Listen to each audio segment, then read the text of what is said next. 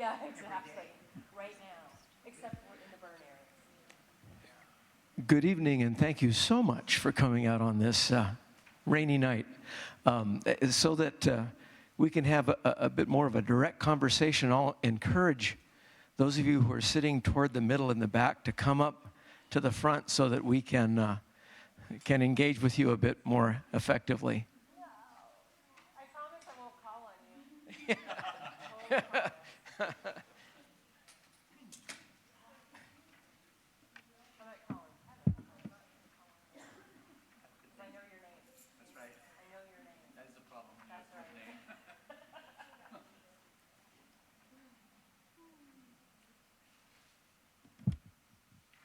So good, I guess I should say good evening, shouldn't I? Not afternoon. And welcome to the final day's presidential forum associated with our governing board's selection process for our next leader of Pasadena City College. My name is Dean Colley, and I will be your moderator for the forum. Our firm, PPL Incorporated, has assisted your search and selection process over the last 6 months. Our candidate this evening is Dr. Erika Endrijonas, a finalist selected by both our college's search committee as well as our governing board. We thank our candidate as well as both groups for their thoughtful and diligent commitment to these important processes. As you entered the room, you should have been given a one-page document addressing both a brief summary of Dr. Endrijonas' background, and on the reverse side, a participant feedback form. If you didn't happen to get one on your way in, would you please raise your hand, and we'll make sure that you get one in the next minute or so. At the conclusion of today's forum, please use this feedback form to identify your perceptions of Dr. Endrijonas' strengths, any concerns you might have, and your overall opinion regarding her serving as our next superintendent president. We will have representatives from our Human Resources Office near the exits to collect those forms from you. They'll be compiled and made available to our governing board members as they engage in their deliberations regarding which finalist candidate will be our next superintendent president. The format for today's 50-minute forum will be the following. We'll begin with Dr. Endrijonas' providing responses to 2 introductory questions, which I will ask her. This should take about 10 minutes. We then will engage together in a 35-minute question and answer dialogue.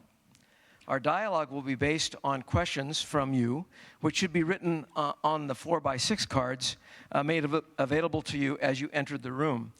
Please raise your hand if you did not receive one of those 4x6 cards so that if you'd like to use them, you can.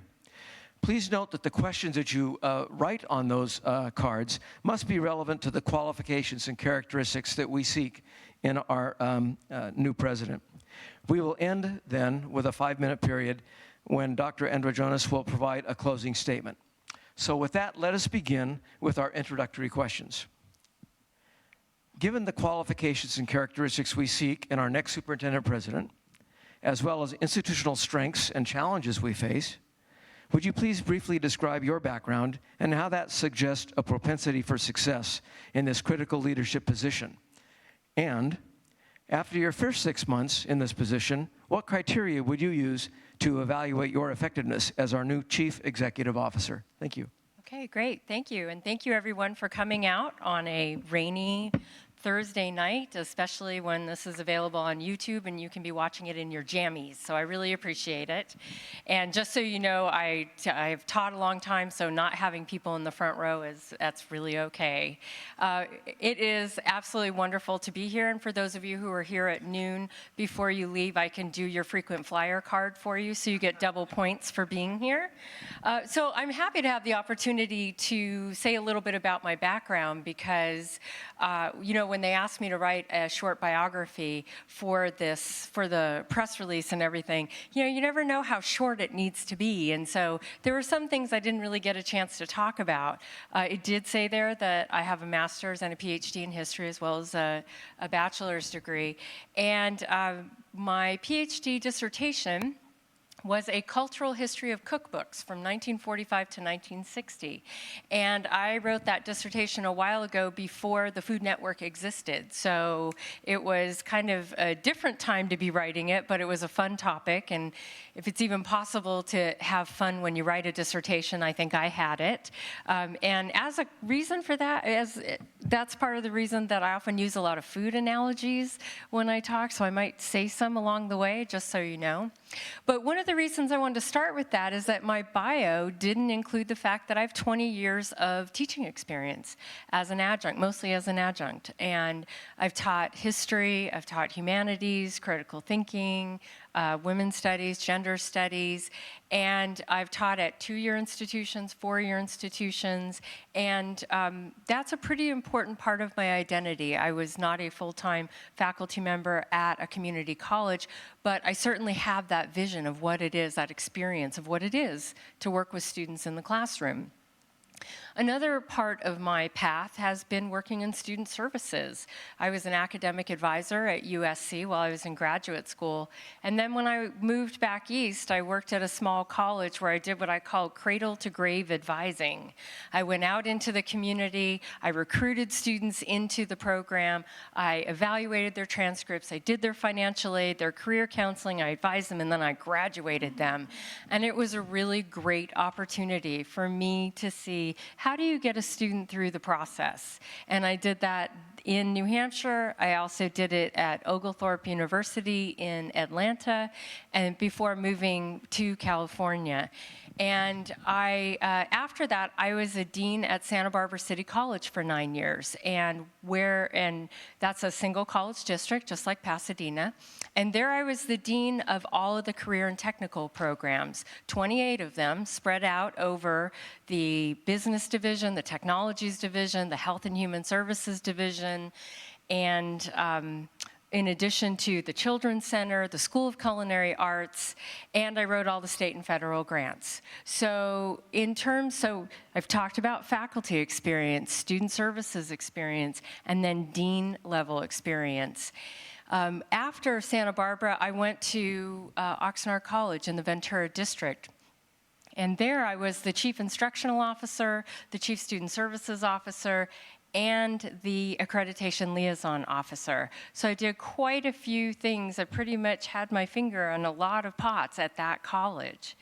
And for the last 4.5 years, I've been at Los Angeles Valley College, which is one of 9 colleges in the LA Community College District.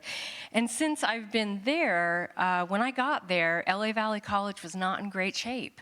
They were $5 million in debt to the district. They were on their 2nd year of warning with accreditation, and the morale was really low.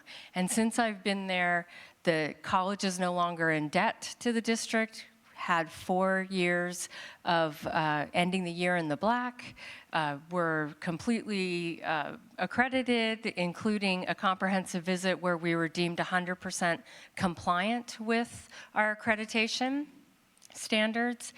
The morale is better. I think if you went onto the campus, you would see that, there's a little bit of there's, I think, a positive atmosphere, and actually one of my faculty members is right here, so he's proof right there.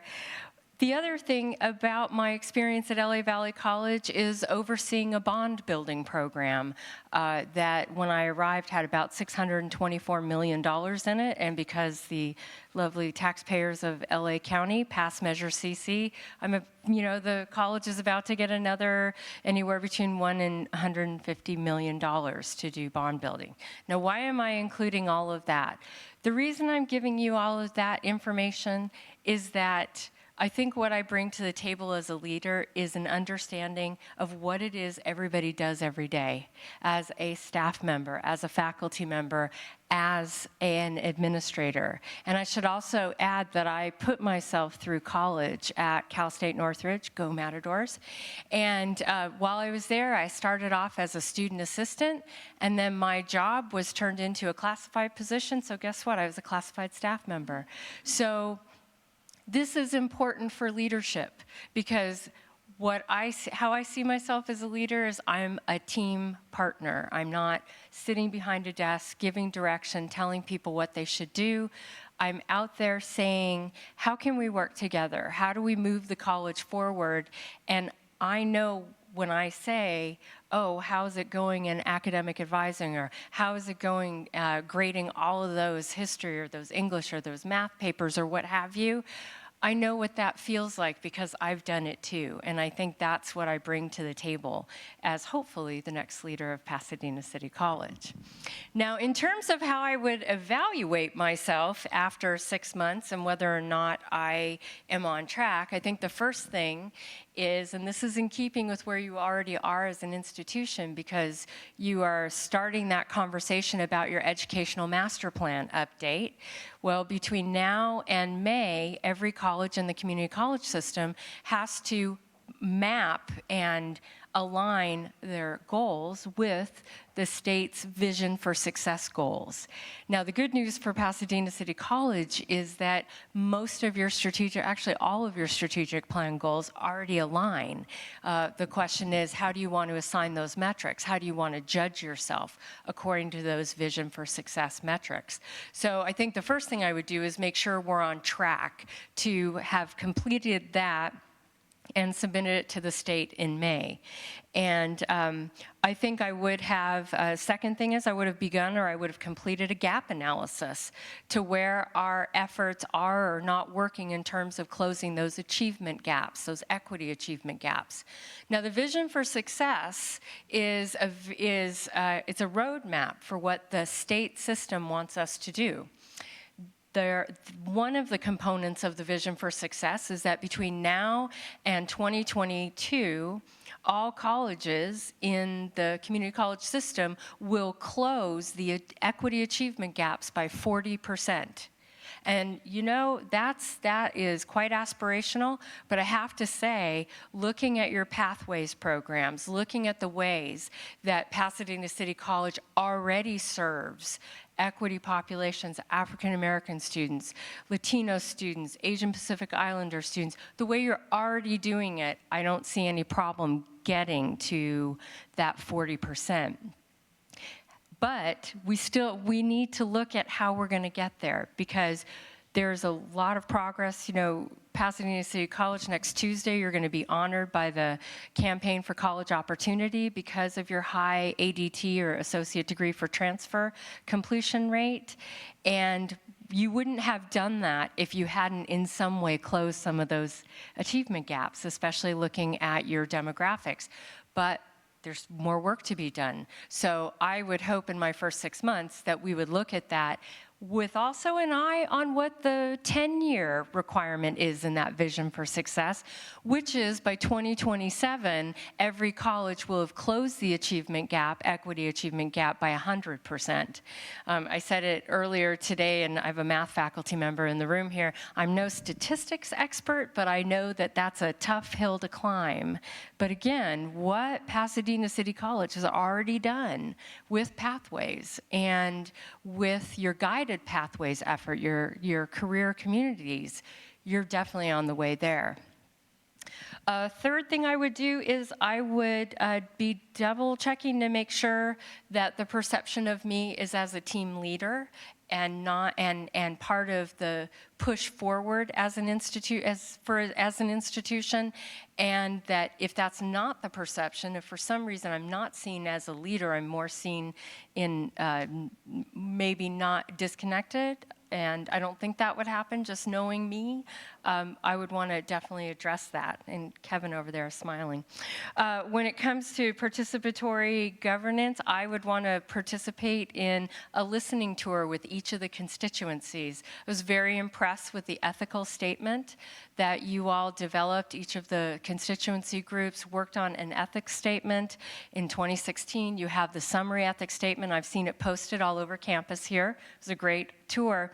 So my question to all the constituency groups would be, how's it working? Is it working? Are the tenets being followed? Do you feel like, are things going according to what you hoped they would. Are groups feeling like they're heard? And if it's not happening according to what is there, then let's talk about it and what can we do about it. I'm a big fan of, I recognize that there might be issues or problems, but I can't fix things I don't know about. So I would definitely want to do that. I would definitely have completed a board orientation and retreat to make sure that my vision for Pasadena City College and the board's vision for Pasadena City College are on the same page, and that it's that in the background of that is what's happening with the college, and make sure that everything's in alignment. So definitely that. I would definitely, again, getting back to the vision for success, we would have begun the discussion of how do we connect our budget and how we spend our budget according to the student-centered funding formula, and that is required. That's part of that certification that happens in May. And part of that is also related to our equity efforts. And the reason is because I don't think anybody in the state actually knows how much it costs to close those equity achievement gaps. So there is a big concern, and I absolutely support it. Every group, African American, Latino, Asian Pacific Islander, every group that's out there should be achieving at the same level. And if they're not, we need to do something about it.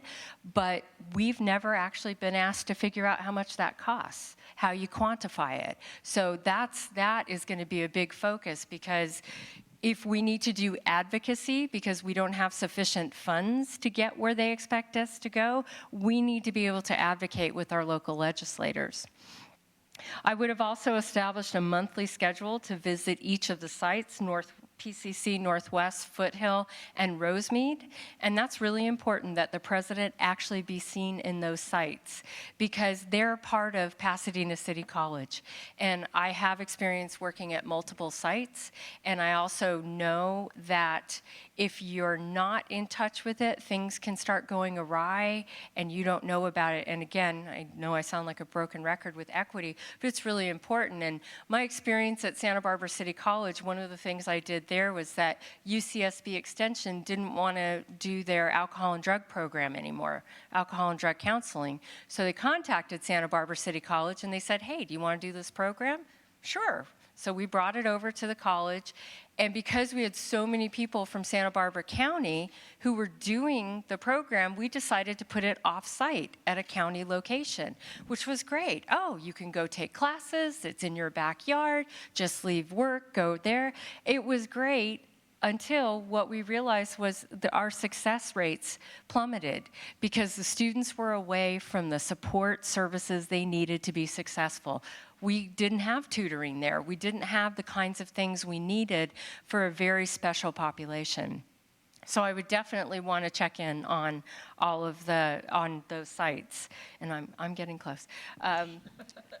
Body language. I know, I can see it. He's like, yeah. So I would definitely want to have connected with our K12 partners, the superintendents, to see what can we do to increase our in-district K12 student populations. Should we be thinking about a middle college program here at Pasadena City College? What can we do? Because if we can get folks on the K-12 side, you know, when they're in high school, if we can get them motivated to come here, we have a greater likelihood of keeping them in district than not. And then I'll end with this, well, two things. I would have also reached out to our business and industry partners and our business organizations like San Gabriel Valley Economic Development and the chambers, and made sure that they know who I am and that I'm there, because having that connection is so important. And last but not least, I would have definitely met with the president's advisory committees on African American, Latino, and Asian Pacific Islander, because those are all very important connections to the community that we serve, communities we serve. All right. Sorry. It's Thank you hard. very much. So to begin our 35-minute dialogue with the question and answers, would you please raise your hand if you have a 4x6 card? We'll have people collect them from you. They'll also take a look at them to make sure that the content of the question is appropriate for our time together. And my favorite color is green, so nobody needs to write that. so that I will group the cards for similar content so that we don't end up asking repetitive questions about the same thing. But it looks like we'll have plenty of time given the number of people here and the number of cards that I have so far. Thank you. So we've already received some cards, so let's get started.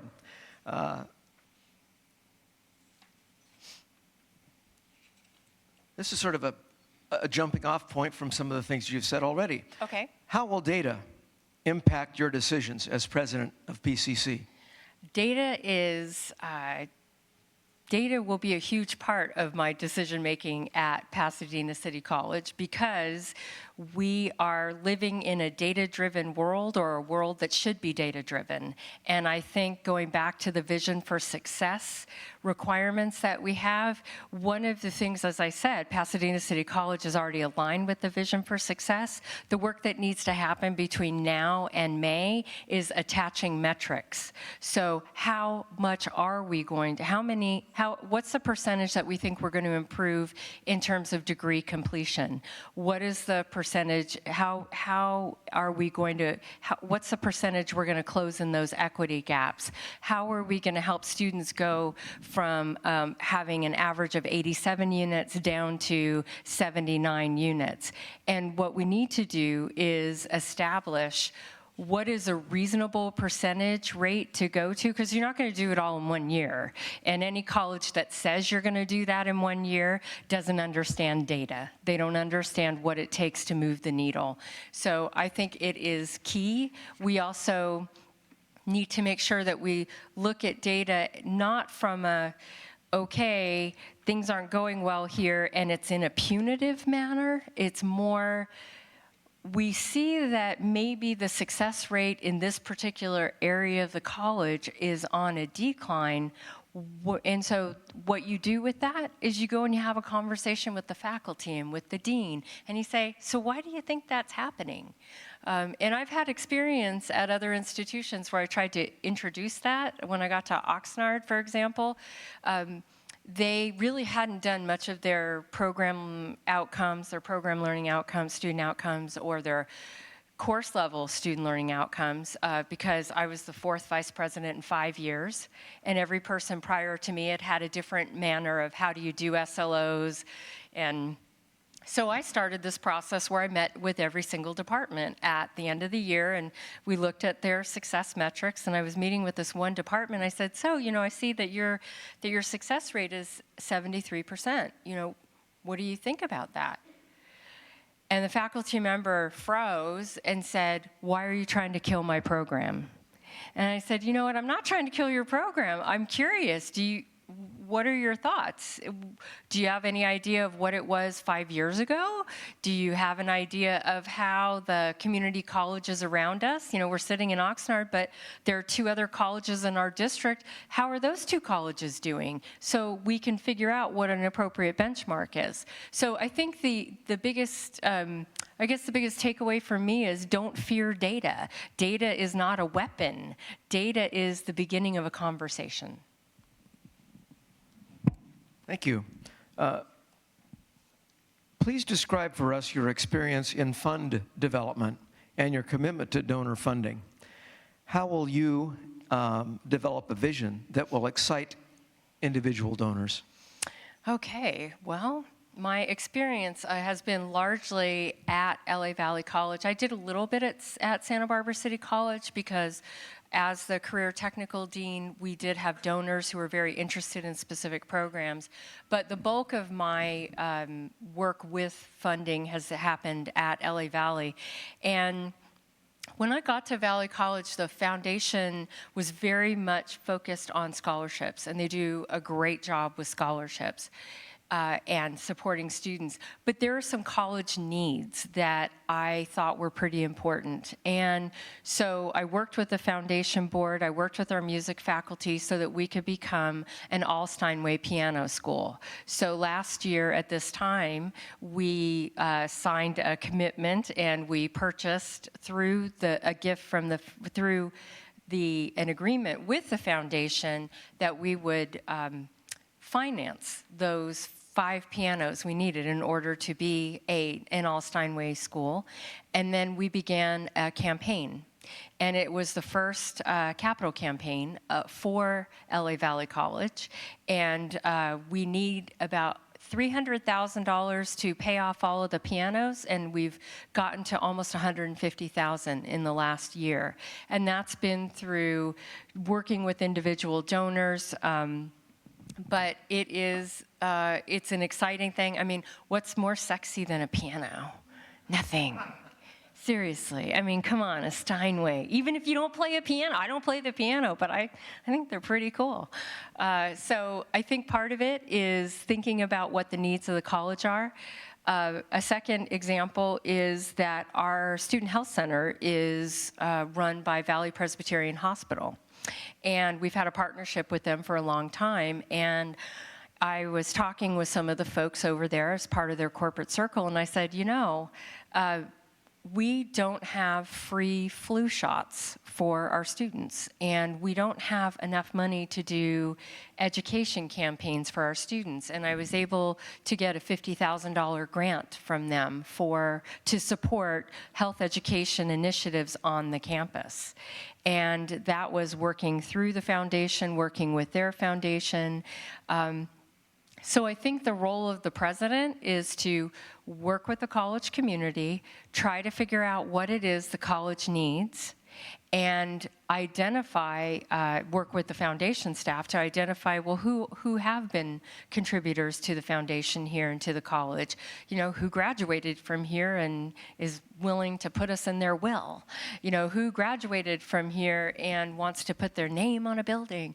I think what you have to do is come to the table with a donor knowing what they're interested in, what they've donated to before, but more importantly, the story you can tell about the students' lives who will be impacted. And that's so powerful, and I think it's the president's job to figure out how to bridge the gap between what the foundation does, what the college does, and it's not just about student scholarships. It's also about faculty research. It's about equipment. It's about all kinds of things. And donations can come from foundations. We were successful in the last month getting a $50,000 donation from the Parsons Foundation, as well as a $50,000 donation from the Weingart Foundation for our Family Resource Center. And finally, we were successful and we celebrated with our Assemblyman Adrien Nazarian this morning on our campus an $800,000 budget carve-out to help our Family Resource Center. So know what you need, be able to tell the story, and never be afraid to say, you know, how about a check for? That's your job as a president. Thank you. You may have warmed up to this question already with some of your introductory statements, but let's ask you to perhaps add to that. What ideas do you have to improve first-generation college student success rates? A lot. I think the number one thing is figuring out what is it we need to make college accessible, approachable for students who don't have that context in their own homes. You know, some of us around the room, our parents went to college, our grandparents went to college, so we grew up saying, yep, I'm going to fill out that application, I'm going to fill out the FAFSA, and I'm going to go. There are a lot of students for whom that was not their upbringing. And I think our number one thing is to make sure that college looks accessible, and that means simplify the process or explain the process of how you go through an application to the college, CCC Apply. Now that's the abandonment rate for CCC Apply applications is huge. It's staggering, like 32% or something. A second way is to help students through the FAFSA process, applying for financial aid. Because a lot of students, especially first generation, think they can't afford college. And there's so much money out there for students who are first generation, who maybe are living at or below the poverty line. there is a lot of money out there that gets left on the table. So it's our responsibility as a college to figure out how to help those students make that connection with those funds. I think another thing that we need to do is we need to come up with ways that we can bring both those first-generation students and their parents to campus. Because a lot of times they come here, the students come here, they get registered, they maybe fill out those forms, they might even get all their classes in a row for that semester. But then their parents keep asking, well, where are you going? And how come you're not going to work? And, we have a lot of things that need to happen here at home. So if you get parents here, if you have an opportunity, and that's where you need to be really open to who are the parents we're serving. That means you can't just do those sessions in English. You have to do them in Spanish. You have to do them in a multitude of languages that matches the Pasadena area communities that we serve. And that's where all of those sites that we have, Northwest, Foothill, and Rosemead, are really important because they're in the community. How do we get people to the community? I think if we can adequately get parents there and make those centers a place where people that get the kinds of services they need, I think we can increase that number. And lastly, I'll say, we need to remember that some of it is also about addressing food insecurity, housing insecurity, students who they know intuitively, or maybe they've been told that getting a good job is the path out of poverty, but they don't actually know how to get there, and they're hungry, and they don't know where to sleep. And that's another approach we need to take. Thank you. The next question is this. What is your personal connection with equity as an issue? And there are several examples, not that you need to answer these specifically, but such as, are you fluent in another language? Have you lived extensively abroad? Have you adopted a child that might be multiracial? How do you yourself connect to equity issues? Okay, how do I connect to equity issues? The first part of it is that I'm female, and that's one part of equity. And we have more than 50% of most colleges, community colleges across the state, are female students, but we do not have 50% female presidents across the state. So that's one issue. I am LGBTQ. I am the first out president of Los Angeles Valley College and in the district, although the district did just appoint and now has an out Latino trustee, David Vela. I am involved in all kinds of activities at the statewide as well as the national level related to LGBTQ. But I think my own experience as somebody who put myself through college. I put myself through college at CSUN, and I understand what it is to go to the grocery store. Of course, I'm older, so just go with me here.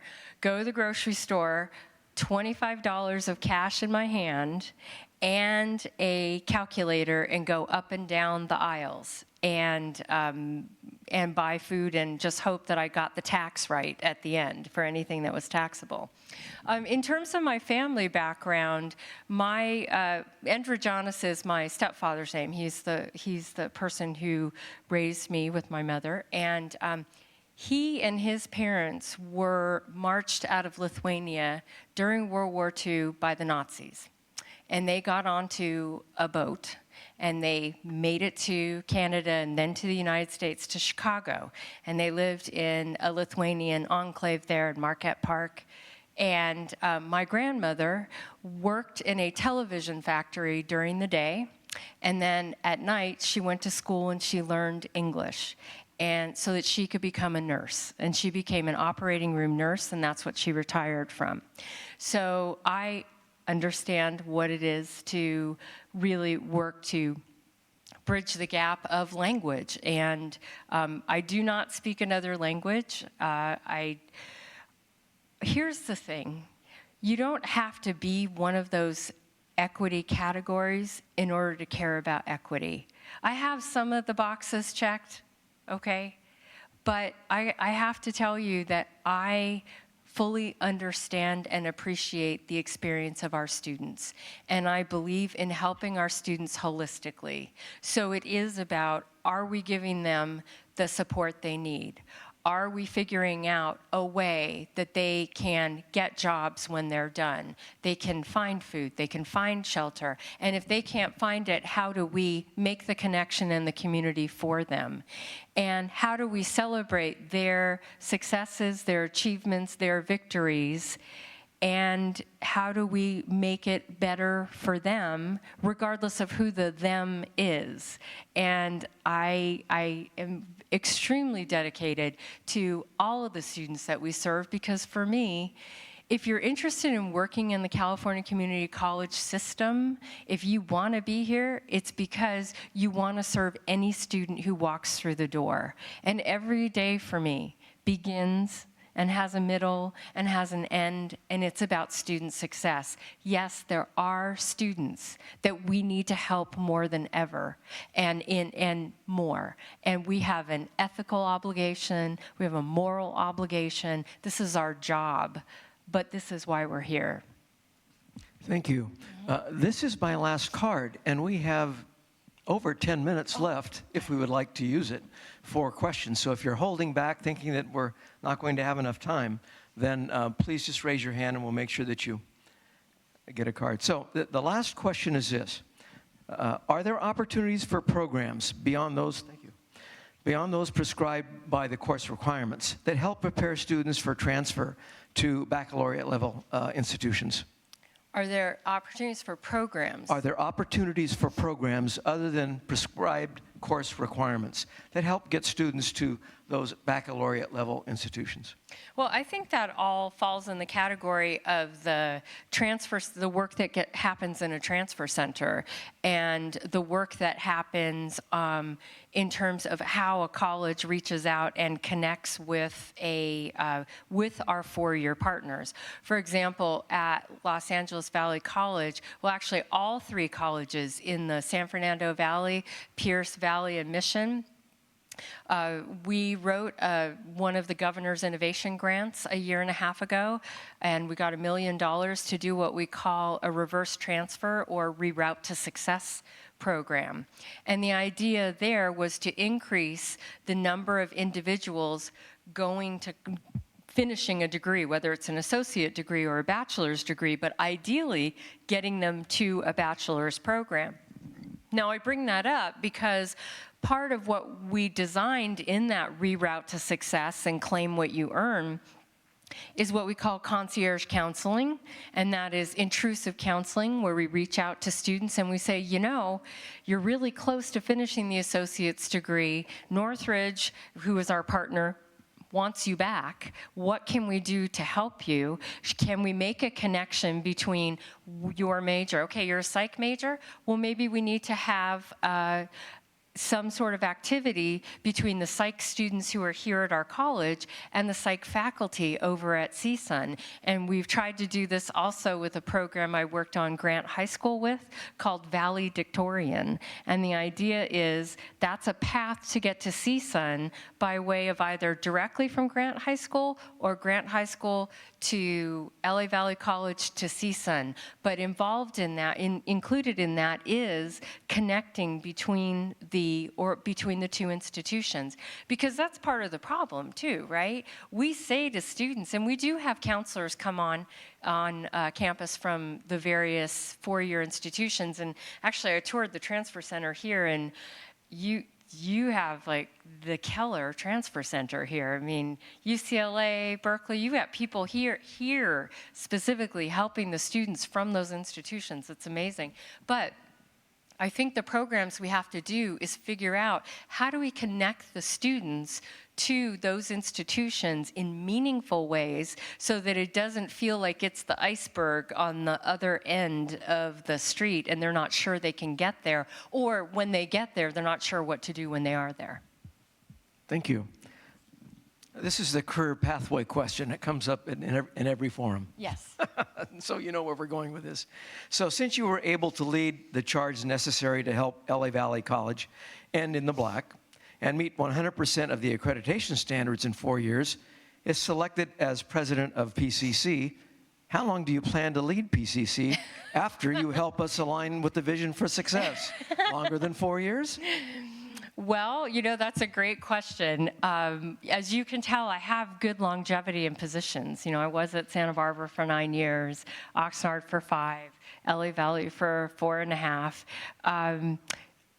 I hope at the beginning of this, I was able to communicate that everything I've done in my career has really led me to get to this point, to be a superintendent president at an institution like Pasadena City College.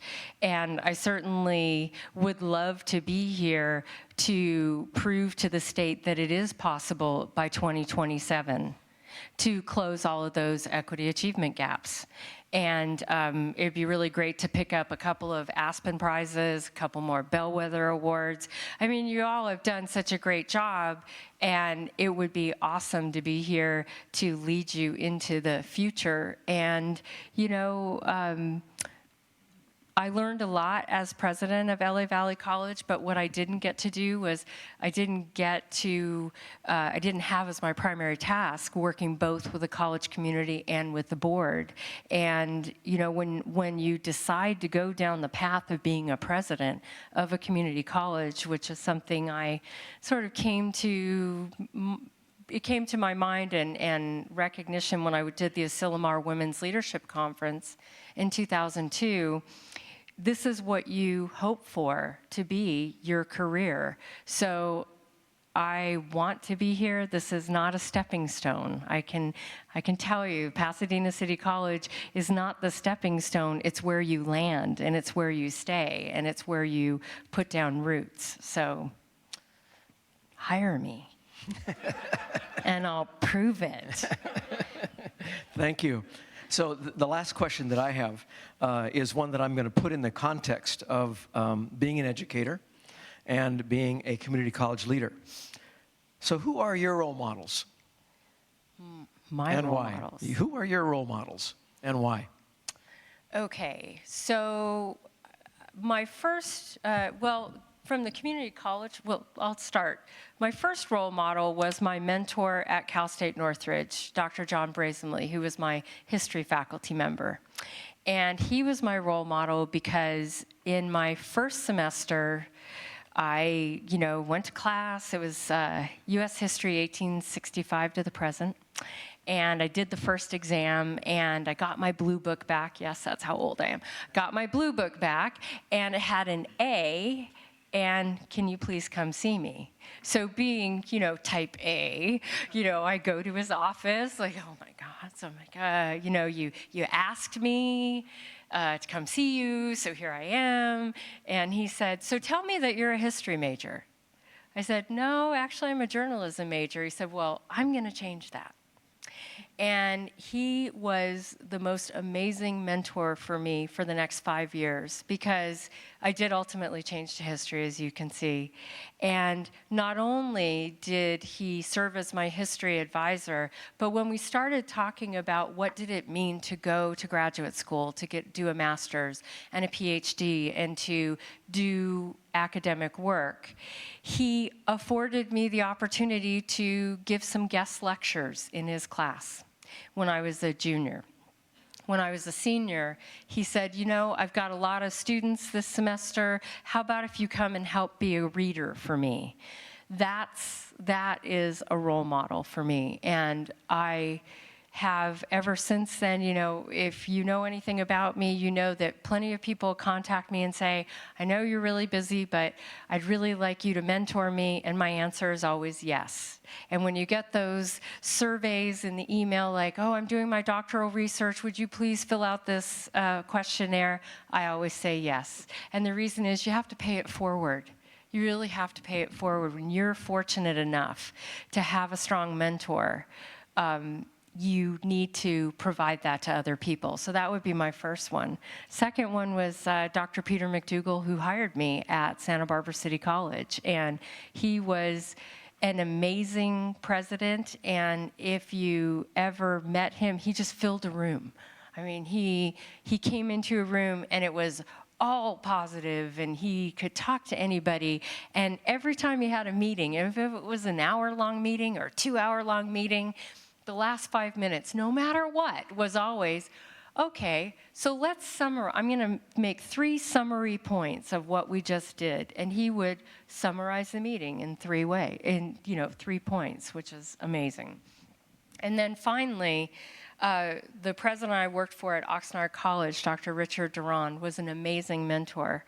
And the reason was because even when Oxnard was at the depths of financial peril and it was having a hard time, he never cut professional development funds. And he said, I know we don't have very much money. I'm going to figure out how to fund this because professional development cannot stop. It has to go forward. And I think it's really important. And even as I was exiting Oxnard College, I had been accepted to the Harvard Institute for Educational Management. And even though I was about to leave, I was 2 weeks away from leaving, he said, you're going because this is the right thing for you. And what that taught me was the power of professional development, and I never saw him interview anybody, a custodian, a classified person, a faculty person, an administrator, where he didn't say to them, so tell me, I see here that you have a high school diploma. When are you going to start your associate's degree? Tell me, I see that you have an associate's degree. When are you going to start your bachelor's degree? And on and on. So I think, those would be really my folks, my peeps. Your folks, your peeps, okay. You said professional development, and it caused me to go back to these cards. We have another card that I forgot to ask the question. But wait, there's more. But wait. Please discuss your thoughts on professional development needs at PCC.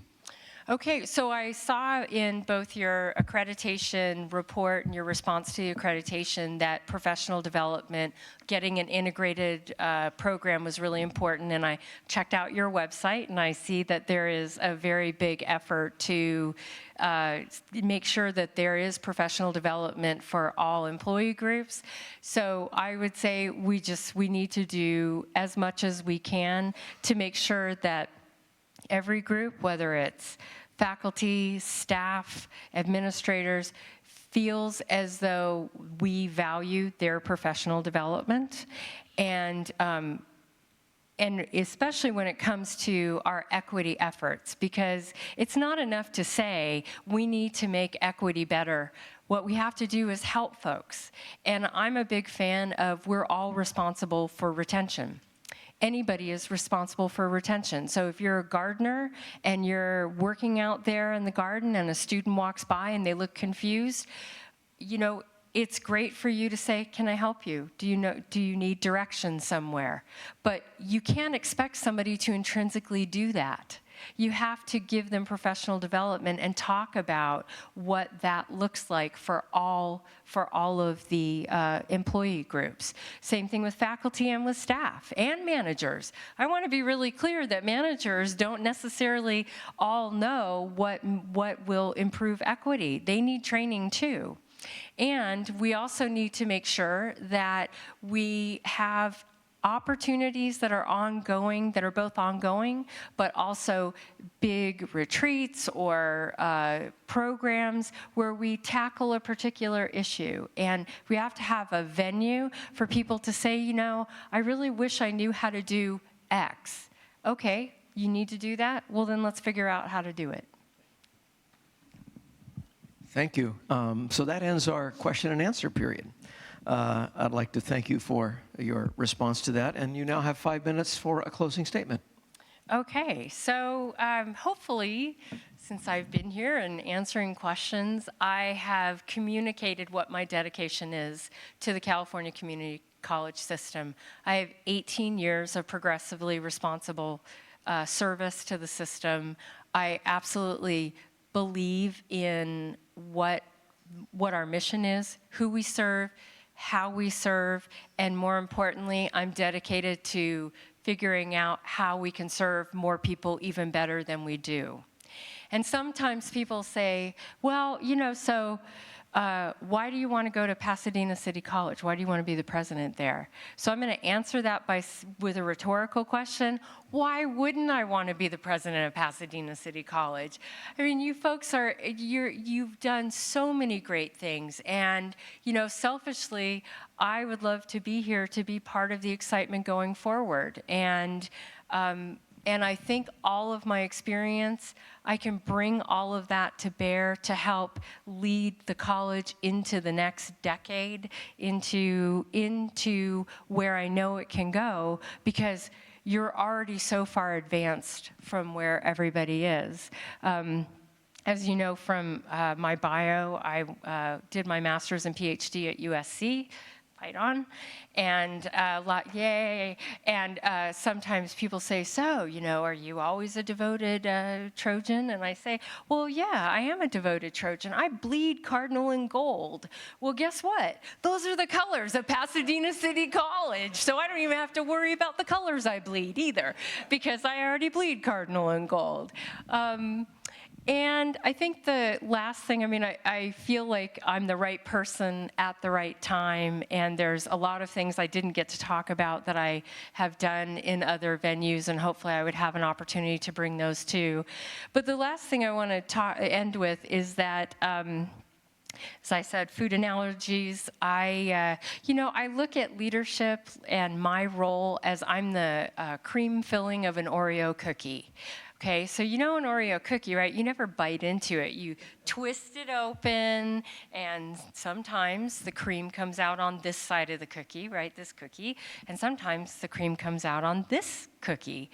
And I'm that filling because on this cookie is the Board of Trustees. And my job is to work with the Board of Trustees to understand what it is they envision for the college, what's important to them, what they envision for the Pasadena area and all of the communities that they serve, and to make sure that that happens. But the other cookie, the other side of this, are all of you, all of the faculty and staff and administrators of the college. And sometimes it's my job to understand what it is you need and what you need, especially from the board, and how I communicate that so that we all get onto the same page. And I know that was one of the things that was in the position description, that you were looking for somebody who could bridge that gap. Well, I'm your Oreo cookie, okay? I am the cream filling of your Oreo cookie, and I just hope you give me a chance. So, yay. I hope I win. Thank you, Dr. Endrijonas. And thank you, audience, once again for your participation tonight. We'll have our facilitators at the exits to collect your feedback forms. Please do fill those out. And that is the end of our forum. Thank you so much.